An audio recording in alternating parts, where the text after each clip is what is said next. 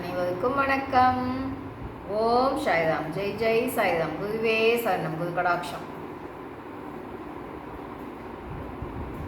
உடலை ஆரோக்கியமாக வைத்துக் கொள்வது எப்படி பார்க்கலாங்களா? உடம்பு ஆரோக்கியமாக இருக்கணும்னு வைங்களேன், மனமானது ஆரோக்கியமாக இருக்க வேண்டியது மிக மிக அவசியம். நாம் அதுக்கு விடுவோமா? அதுக்கு தகுந்தாப்புலையே சூழ்நிலைகள் அமையுமா? இல்லையே. அப்போ என்ன பண்ணலாம்? நாம் எப்பயுமே நம் மனதை நாம் தான் கையாள வேண்டும், இல்லையா? நாம் என்ன பண்ணுவோம், நம் மனதோட சுச்சி எப்பயுமே மற்றவா தான் யூஸ் பண்ணிகிட்ருப்போம். நாம் தானே நம் மனதின் சுவிட்சு ஆன் பண்ணணும், ஆஃப் பண்ணணும். நாம் பண்ணுறது இல்லையே. எப்பயுமே மற்றவங்க தான் ஆன் பண்ணுறாங்க, ஆஃப் பண்ணுறாங்க, இல்லைங்களா? மற்றவங்க ஆஃப் பண்ணும்போது ஆஃப் ஆகிடுது, ஆன் பண்ணும்போது ஆன் ஆகிடுது. எப்படின்னு கேளுங்களேன். மற்றவங்கெல்லாம் யாருனாச்சும் நம்மளை திட்டாங்கன்னு வைங்களேன், டோட்டல் ஆஃப். நமக்கு பிடிக்காத சம்பவம் ஒன்று நடந்துடுச்சின்னு வைங்களேன், டோட்டல் ஆஃப், இல்லைங்களா? அப்போது நம் மனதை நாம் யூஸ் பண்ணுறோமா இல்லை மற்றவா யூஸ் பண்ணுறாளா? யோசிக்கணும், இல்லைங்களா? ஏன் மற்றவா கிட்ட கொடுத்துட்டு நாம் ஏன் கவலைப்பட்டுக்கிட்டே இருக்கணும்? நம் மனதை மற்றவங்க யூஸ் பண்ணுறதுக்கு நாம் விடக்கூடாது, சரிங்களா? அப்போ தான் நம்ம மன அழுத்தத்திலிருந்து தப்பிக்க முடியும். ஏன் முடியல? மன அழுத்தத்திலேருந்து எப்படியும் நாம் வெளியே வந்துடணும், இனிமேல் எந்த அழுத்தத்தையும் கொடுக்கக்கூடாது அப்படின்னு நாம் நினச்சா கூட அதுக்கு சூழ்நிலைகள் அமையுமான்னா அமையாது. அதுதான் விதி பண்ணுற வேலை, சரிங்களா? அப்போ என்ன பண்ணணும்? நம் மனதை நாம் கையாள கற்றுக்கொள்ள வேண்டும். என்னதான் விதி நம்மக்கிட்ட வேலையை காட்டிக்கிட்டே தான் இருக்கும். விதிக்கிட்ட நாம் சேலஞ்ச் பண்ணணும். நீ என்னதான் வேலையை காட்டினாலும் என் மனசில் உன்னால் கையை வைக்க முடியாது அப்படின்னு நாம் சேலஞ்ச் பண்ணணும்.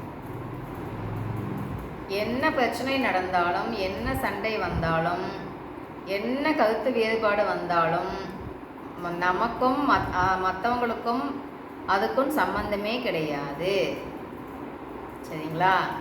இப்போ நம்மளவே ஒருத்தர் திட்டுறாங்கன்னு வைங்களேன், நல்லா திட்டுப்பா, நல்லா திட்டு அப்படின்னு நம்ம விட்டுடணும். ஏன்னா நம்ம கர்மாவை அவங்க தானே கழிக்கிறாங்க, நம்ம கர்மாவை கழிக்கத்தானே வந்துட்டோம். நல்லா திட்டிக்கோப்பா, இன்னும் கொஞ்சம் திட்டணுமா, திட்டிக்கோ அப்படின்னு விட்டுடணும், சந்தோஷமாக விட்டுடணும், சரிங்களா? அதை நாம் என்ன பண்ணுவோம்? அதை நாம் டென்ஷனாக எடுத்துக்கிட்டே மனசுக்குள்ளே போட்டு நாம் அழுத்துவோம். அழுத்துறதுனால தான் நம்மளுக்கு மனமானது பாதிக்கப்படும் போது உடம்பானதும் பாதிக்கப்பட்டுடும். மனமானது பாதிக்கப்பட்டுச்சின்னு வைங்களேன், டோட்டல் ஆஃப் ஆகிடுச்சின்னு வைங்களேன், உடம்பானது டோட்டல் ஆஃப். உடம்புக்குள்ளே இருக்கிற அந்த சக்தியெல்லாம் வெளியே விட்டாப்புல ஆகி போயிடும். நடக்குதா இல்லையா சொல்லுங்க பார்க்கலாம். ஆனால் நம்ம எப்பயுமே மனசை ஹாப்பியாக வச்சுக்கணும்னு சொல்கிறோமே, அதுக்கு தக்காப்புலேயே சூழ்நிலைகள் அமையுமா அப்படின்னா அமையாது. அதுதான் விதி பண்ணுற வேலை.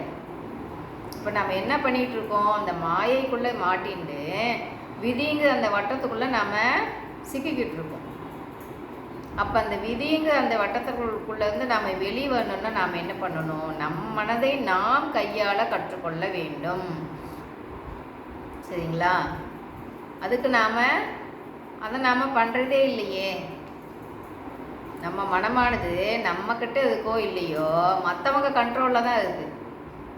ஆமாவா இல்லையா சொல்லுங்க பார்க்கலாம். அதுக்கு நாம் இடம் கொடுக்கலாமா? நம்ம மனதை நாம் தானே பார்த்துக்கணும். மற்றவங்கக்கிட்ட ஏன் அதை ஒப்படைச்சிட்டு அவங்க இங்கே என்னென்ன பண்ணுறாங்களோ அதுக்கெல்லாம் நாம் நம்ம மனது பாதிக்கப்படுது, இல்லையா? அவங்க இஷ்டத்துக்கு நம்ம மனதை மேய்ஞ்சிட்டு இருக்காங்க. அதுக்கு நாம் விடலாமா சொல்லுங்க பார்க்கலாம். அப்போ என்ன பண்ணணும்? நம் மனசை எப்பயுமே நாம் நம் மனம் என்கின்ற சாவியை நாம் தான் பயன்படுத்த வேண்டும், மற்றவர்கள் கையில் கொடுக்கக்கூடாது. சரிங்களா? அப்படி பண்ணும்போது நம் மனமானது பாதிக்கப்படாது. நம் மனமானது பாதிக்கப்படவில்லை என்றால் நம் உடம்பும் பாதிக்கப்படாது. சரிங்களா?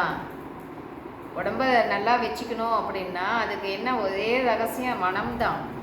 மனதை நாம் ஒழுங்காக ஹாப்பியாக வச்சுக்கிட்டோன்னு வைங்களேன், எப்பயுமே நாம் ஆரோக்கியமாக இருக்கலாம். திரும்பவும் சொல்கிறேன், அதுக்கு தக்க சூழ்நிலைகளே அமையுமா அப்படின்னு கேட்டால் அமையாது. வாழ்க்கை என்பது நாடக மேடை. அவங்கவுங்க கேரக்டரில் நடிக்க வந்துட்டாங்க. அவங்கவுங்க நடிக்கத்தானே செய்வாங்க. சொல்லுங்க பார்க்கலாம்.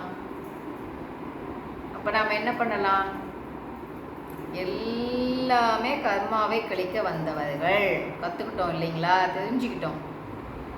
அப்போது நாம் திரும்பவும் விவாதம் பண்ணி திரும்ப அந்த கர்மாவை சேர்த்துண்டு திரும்ப வந்து அதை கழிக்கணுமா, இல்லை இந்த இதுலேயே கர்மாவை கழிச்சிட்டு நம்ம பகவான் பாதத்துக்கு போய் சேரணுமா? நாம் தானே முடிவு பண்ணணும். சொல்லுங்க பார்க்கலாம். அப்போ என்ன பண்ணலாம்? யார் என்ன பண்ணாலும் நாம் மன்னிச்சு விட்டுடுவோம். நம் மனதை நாம் பயன்படுத்துவோம், மற்றவங்க கிட்ட கொடுக்க வேணாம். அதில் தான் மனதே பாதிக்கப்படுது.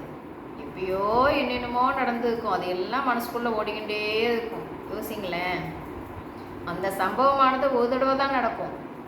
அதை திரும்ப மனமானது ஓட்டிக்கிட்டே இருக்கும் இல்லைங்களா? அதுலேருந்து வெளியே வரணும். நாம் அப்பப்போ எது நடக்குதோ அப்பப்போ அதை மறந்துடணும். நம்ம மறப்போம், மன்னிப்போம் அப்படின்னு சொல்லிட்டு நாம் மன்னிச்சு விட்டுடணும். மன்னிச்சு விடும்போது மட்டும்தான் நம் மனமானது ஹாப்பியாக இருக்கும் எனி டைம். சரிங்களா? என்ன தான் நாம் யோசனை பண்ணி இப்படி தான் வச்சுக்கணும், அப்படி தான் வச்சுக்கணும், டென்ஷனே ஆகக்கூடாது, ஸ்ட்ரெஸ்ஸே ஆகக்கூடாது அப்படின்னு யோசனை பண்ணி வச்சுருந்தாலும் அதுக்கு விடுவாங்களா அப்படின்னா விட மாட்டாங்க. அப்போ என்ன தான் பண்ணாலும் நான் இப்படி தான்ப்பா வச்சுட்டு இருப்பேன், என் மனசை நான் ஹாப்பியாக தான் வச்சுட்டு இருப்பேன் அப்படின்னு முடிவுக்கு வந்துடணும். அப்போ எல்லா சூழ்நிலையுமே நாம் மனசை ஹாப்பியாக வச்சுக்கணுன்னா என்ன பண்ணணும்? காலையில் மூச்சு பயிற்சி 10 நிமிடமாவது பண்ணணும். மூச்சு பயிற்சி பண்ணும்போது அன்றைக்கி நாள் முழுக்க நம்மளோட மனசை அமைதியாக வச்சுக்கணும்.